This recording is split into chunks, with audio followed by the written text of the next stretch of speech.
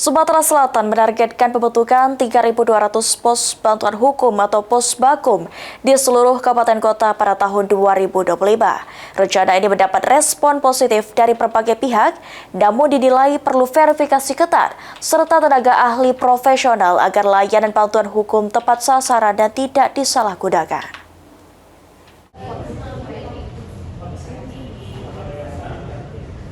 Sumatera Selatan menargetkan akan membentuk sebanyak 3.200 pos bantuan hukum atau pos bakum di seluruh kabupaten kota pada tahun 2025.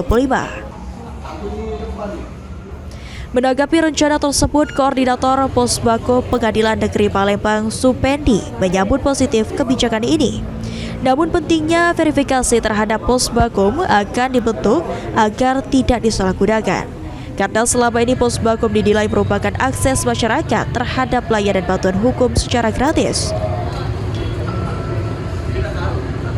Yang jelas, dengan adanya pos bakum di seluruh kelurahan, yang jelas harus diseleksi dulu apakah pos bakum ini memenuhi syarat atau tidak. Jangan serta-merta semua yang pencari keadilan mau minta layanan gratis. Ini khusus untuk orang yang tidak mampu. Jangan nanti disalahgunakan bagi orang yang mampu untuk membayar pengacara, dia memanfaatkan pos bantuan hukum.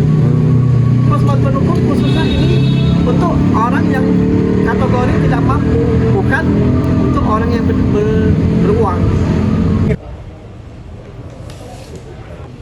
Senada dikatakan praktisi hukum lainnya, Rizal Syamsul, juga menyatakan dukungannya terhadap rencana tersebut.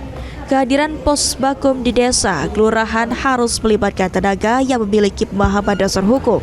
Sebab keberadaan pos bakum juga penting dalam membantu masyarakat memahami isu-isu hukum yang sering dihadapi dalam kehidupan sehari-hari. Ya, sangat mendukung, nggak ada masalah.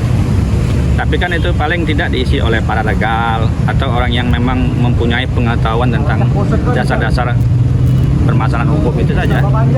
Ya, paling tidak kan itu membantu untuk sosialisasi untuk masalah-masalah hukum pra yang sangat dibutuhkan oleh masyarakat. Gitu. Lutfi, PAL TV.